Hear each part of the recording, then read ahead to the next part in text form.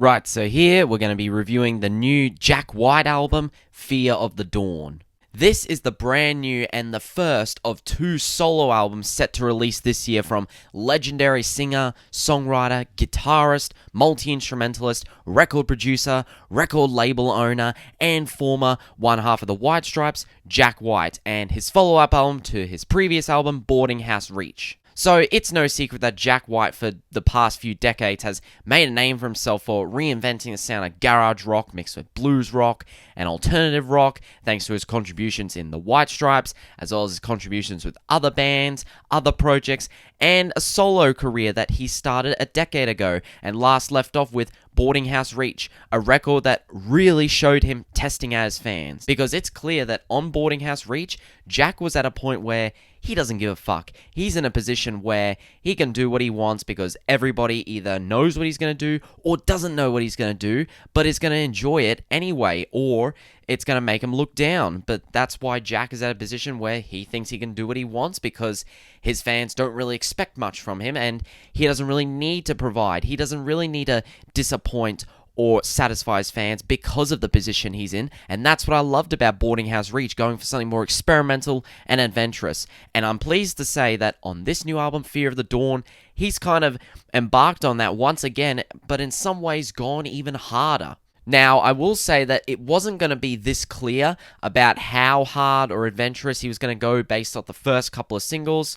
So we had the song Take Me Back, which I loved as a single, and I still love in the album context, and probably a little bit more with how well it transitions into the title track, which is just full guitar mania, with so both blissful, hard-hitting, and nasty. And then you have Taking Me Back, which is just more direct, deep guitar riffs, very groovy, and also some industrial snare drums. And while it may be direct, the way they come together and how loud they are, it sounds great, and Jack's vocals go so well with it. But we also got the single Love Is Selfish, which is actually meant to be one of the singles for his upcoming album coming out later this year, Entering Heaven Alive, which is meant to be a more stripped-back acoustic version to coincide with the second version of Taking Me Back that he released, the gentle version, as the first version, the original version that appears as the opening track on this album, was also used for the trailer of the new Call of Duty Vanguard game. But then we got the single Heidi Ho, which is the song that really shows Jack White testing his fans.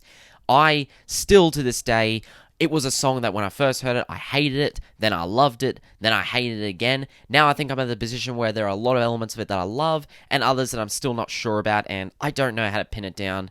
Starts off with a weird sample that kind of gives me spaghetti western vibes, and then we have Jack's vocals and the bass kicks in to make way for a verse from Q-Tip, where Q-Tip actually blends in very well with this bass-driven instrumental. It kind of reminds me of something that he would rap on a Tribe Called Quest song from the mid-90s, but mixed with something more funk rock-esque. That's what this reminds me of. And then we get a breakaway after that, more crazy instrumentals, some vocal manipulations with the which that part I'm still not crazy about, but I can't deny the song is still a lot of fun and something that I love but am not sure about at the same time. So given these singles, it was a bit hard to tell where this album was going to go sonically and what Jack's main focus was going to be. But when this record came out, and now that I've heard the whole thing, it's clear that that's kind of how I feel for the majority of this record, is that it's unknown what Jack's going to do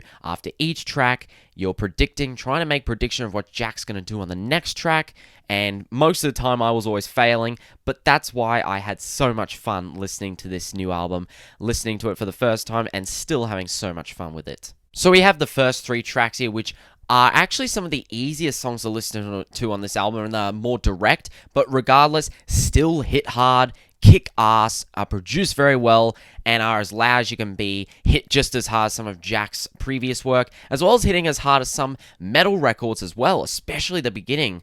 Because like I said, we have Take Me Back, where the guitar grooves, the industrial drums go together so great, and it transitions amazingly into the short but hard-hitting title track. And then we get the White Raven, where the guitar effects are even more distorted to the point where they almost don't sound like guitars. I don't know what effects Jack is using here, but they sound great. It's produced very well. His vocals, once again, really shine here, mixed with those very funky, dubby kind of guitars, but I absolutely love it. Then we get Heidi Ho, which is the track here that just basically takes the audience a step back, or two steps back, because if Jack on the first 3 tracks is going, okay, you know this sound, you know what I'm doing here, now let me give you this, testing out his fans in one of the best ways possible, but also one of the weirdest ways possible on Heidi Ho. And then we have the track Eosophobia, which obviously, given the title of this album, indicates fear of sunlight and does contrast well with the theme of this album, which becomes more clear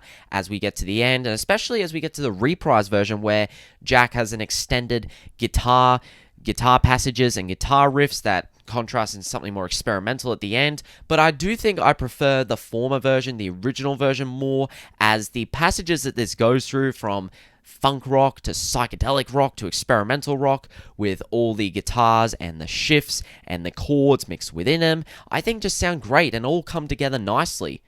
But I think one of my favorite songs on here comes right after, with Into the Twilight. Man, the instrumentals here are so well recorded, but they also really encapsulate the sound that a lot of this record really was recorded during the pandemic or during lockdown, as a lot of these instrumentals here sound very confined, very upfront, like the snares, the piano chords, the bass lines that really hit hard and really sound like they were recorded very close to the mic, but in a good way. And I love the backing vocals, here in the twilight. I think just, yeah, it's a beautiful track, very colorful, and one that you should definitely not skip. Then we have the song Duskle, which is more of an interlude that kind of helps glue together the theme of this album, as well as splitting the album, the midway point, till we get to the second half, where we get to the song What's the Trick, which is a song that I was not really crazy about first, but after more listens, it really grows on you.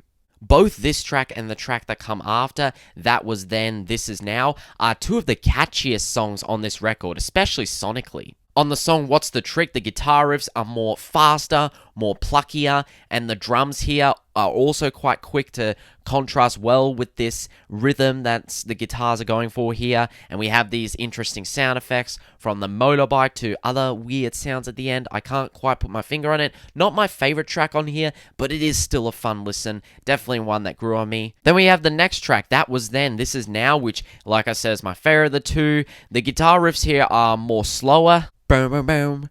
Boom, boom, boom. The loopiness of those guitar riffs and the way they contrast with the bass line and the chords here, the piano keys here, sound absolutely terrific. And I love the lyrics here, some of the lines that are presented here, just, yeah, easily a highlight on this record, among many though. Right after, we get the Eosophobia reprise that I mentioned before, and then we get the song Morning, Noon, Night, which instrumentally and sonically and vocally really reminds me a lot of something from Led Zeppelin's first 4 albums. And I know Jack White has taken a lot of inspiration from Led Zeppelin and the Beatles, that early era of rock, but it's really present on here, and even more so with the songwriting, as the lyrics detail Jack wanting to go back in time to spend more time with this lover. And considering that this record came out the same day that Jack proposed and got married to his new partner, so congratulations to him, it really makes sense, and it's a really sweet track considering some of the more grittier lyrics and tones that are on this album. It's a nice sweet way that would have been a great ending to the album, and I wish this was the closing track. But sadly, the closing track comes in the form of the song Shedding My Velvet, which I get the lyrical sentiment of this track. Lyrically, it closes off the track all right.